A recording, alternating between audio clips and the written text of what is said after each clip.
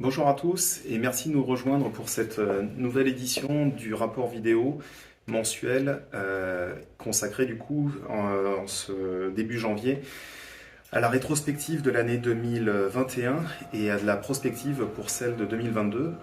Donc pour commencer, veuillez recevoir au nom de toutes les équipes CIATI nos meilleurs vœux pour cette nouvelle année qui débute. Faisons un petit rappel de ce qu'a été 2021, puisqu'elle a été caractérisée par une crise dans la chaîne d'approvisionnement mondiale, avec des capacités de remorquage, d'entreposage et des terminaux portuaires, et plus particulièrement l'approvisionnement dans ces derniers de containers d'expédition, n'ont pas permis de répondre à la demande, alors que l'économie mondiale émergeait du choc de la pandémie de 2020. En conséquence, les coûts du fret, des matières sèches, des autres intrants ont considérablement augmenté pour le secteur du vin. Simultanément, et à quelques exceptions près, les prix du vin en vrac ont terminé l'année 2020 plus haut que ce qu'il avait commencé. Le début de l'année 2021 s'est caractérisé également par un resserrement de l'offre et de la demande pour des vins blancs à l'échelle mondiale, entraînant une pression immédiate sur les millésimes 2021 de l'hémisphère sud. Les fortes gelées d'avril en Europe, et particulièrement en France, ont immédiatement fait grimper les prix du vin en vrac du millésime 2021 pour l'hémisphère nord. Donc la question qui se pose maintenant est la suivante.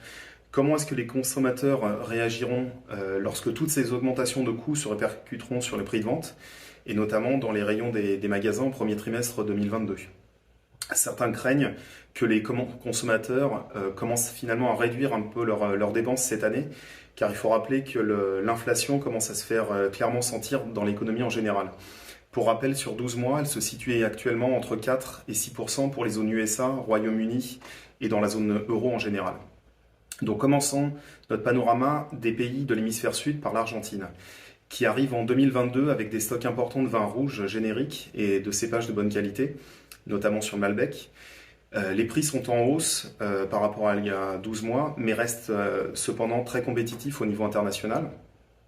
Après une dévaluation rampante ces dernières années, le peso argentin devrait se dévaluer encore plus brutalement à un moment donné cette année, ce qui rendra encore plus les prix des vins argentins attractifs. La récolte de 2022 devrait être de taille correcte, située quelque part autour des 2,2 millions de tonnes. Et en rappelant que la moyenne à long terme se situe plutôt aux alentours des 2,4-2,5. Le Chili commence l'année 2022 en conservant des stocks importants de merlot, de cabernet et d'autres cépages rouges à des prix finalement assez stables. L'offre pour les vins blancs 2021 est totalement épuisée. Le peso chilien s'est également affaibli, passant de 685 Chilean pesos pour $1 à 840 en mai. Alors pardon, le prix d'avant c'était en mai et le 840 c'est pour ce début janvier. Donc principalement en raison des scrutins présidentiels qui ont eu lieu en décembre au Chili. La grande faiblesse de cette monnaie devrait finalement rendre les prix du vrac chilien encore plus attractifs pour les acheteurs internationaux. La plupart des raisins de 2022 ont déjà fait l'objet de contrats avant la récolte et les prix des raisins des raisins qui ne sont pas pour le coup contractés restent très élevés. On s'attend à ce que la récolte 2022 soit de taille très correcte. En Afrique du Sud, à l'exception des cépages blancs internationaux, il reste des volumes au prix très négociables sur le millésime 2021. Le rand a également eu tendance à s'affaiblir par rapport au dollar et à l'euro depuis la mi-21 et se trouve à son niveau peut-être le plus faible depuis novembre 2020, ce qui rend les prix des vins sud-africains encore plus attractifs pour les acheteurs internationaux. En termes de conditions de production, les réserves d'eau étaient à 100% de leur capacité au mois de septembre, suite à d'importantes précipitations en hiver. Et on constate également des niveaux de neige assez importants sur les sommets.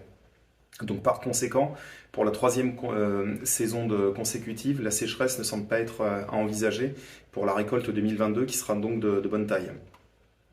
En Australie, on constate encore une fois des réserves importantes de vin rouge suite à une grosse récolte 2021, mais surtout la très forte baisse, voire quasiment l'arrêt complet des exportations des vins australiens vers la Chine depuis les droits de douane imposés en novembre 2020. Les prix des vins rouges de cépage se sont clairement adoucis. Pour ce qui est du haut de gamme, on s'attend également au même trend.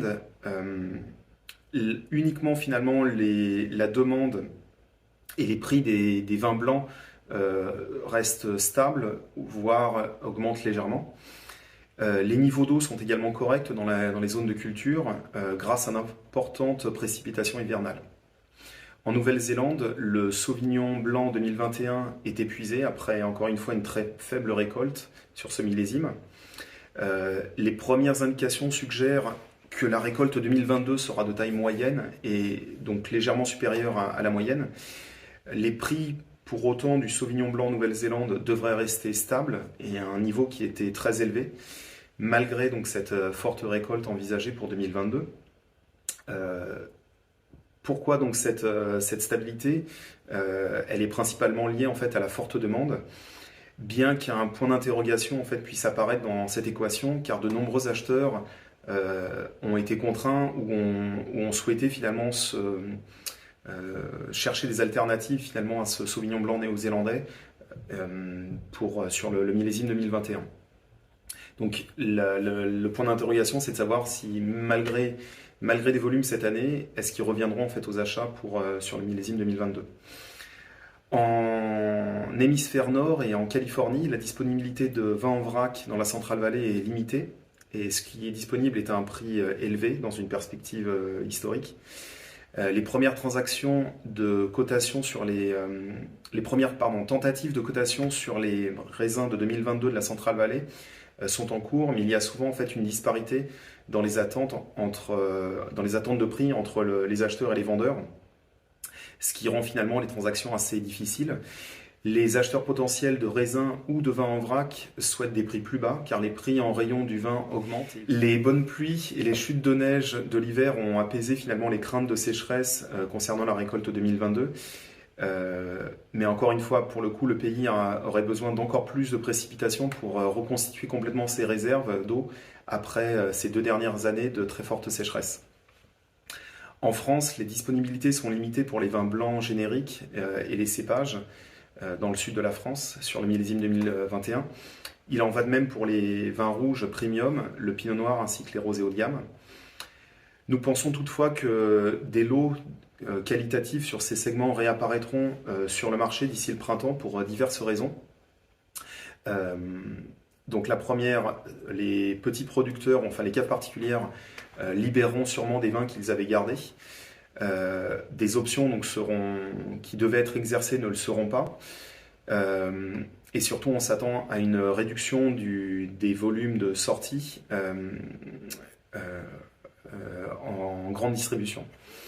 Le marché du vrac pour les rouges cépages de milieu de gamme et les rosés d'entrée de gamme de 2021 est clairement beaucoup plus lent, car rappelons qu'il reste encore des reports du millésime 2020. Côté commercial ou vente, les perspectives ne sont pas forcément très bonnes. Millésime bio qui devait se tenir à la fin du mois a annoncé son report. Un énorme point d'interrogation plane sur le sort de Wine Paris et au moment où ces lignes ont été écrites, ProVine s'orientait également vers un report sur la fin du printemp. En Italie, les prix du Prosecco ont atteint un niveau record avec 2,50 € le litre à la fin de 2021. Malgré ceci, il est à noter que les ventes ont tout de même augmenté de presque 30% en décembre et que les ventes totales de Prosecco en 2021 ont, elles, augmenté de 25% par rapport à l'année 2020. Néanmoins, de forts doutes persistent quant à savoir si l'offre sera suffisante pour pouvoir tenir jusqu'à l'arrivée du millésime 2022. Les prix du Pinot Grigio DOC se situent aux alentours des 1,20 € le litre. L'étroitesse de l'offre exacerbée par une production plus faible en 2021 par rapport à 2020 est susceptible d'augmenter encore le prix. Les mises en bouteille de Pinot Grigio DOC ont augmenté de 5% au cours de l'année 2021. Et rappelons que les alternatives au DOC, donc à savoir les IGT ou les autres DOC sans banderole, étaient presque épuisées en janvier. La demande par contre des vins génériques blancs et des basses pétillantes a été également très forte. Ce qui est également le cas pour les vins bio, les rouges à fort degré ou les rouges très colorés. Finalement, seuls en Italie, un peu l'image de la France, seuls les vins rouges génériques d'entrée de gamme ne sont pas soumis à la pression de cette demande. En Espagne, le marché du vrac a été calme en décembre et au début janvier, l'offre étant suffisante pour la plupart de ces vins. Le Sauvignon blanc et le Chardonnay 2021 sont les vins dont l'offre est la plus compliquée à date, mais la demande précoce qu'on avait connue pour ces vins a diminué, il reste encore quelques volumes de disponibles sur le marché. La demande était très élevée pour les cépages rouges internationaux de haute qualité, ainsi que pour les Tintorera à forte teneur en alcool et en couleur. Là encore, la demande s'est atténuée et il reste quelques volumes, bien que les niveaux de couleur soient un peu plus bas et que tous les niveaux assez hauts finalement ont été contractualisés et presque déjà tous chargés. Les prix sont stables, à un niveau encore plus élevé qu'il y a un an, mais restent compétitifs au niveau mondial. Et nous avons récemment constaté un certain fléchissement des prix sur les vins rouges de cépage pour les qualités standards et pour les rouges génériques. Voilà, je vous remercie encore pour votre attention. Je remercie Vincéo pour la large diffusion qu'il nous permet d'avoir sur ce rapport. Et je vous dis à bientôt, au mois prochain, pour une nouvelle version de ce rapport vidéo en français. À très bientôt, merci, au revoir.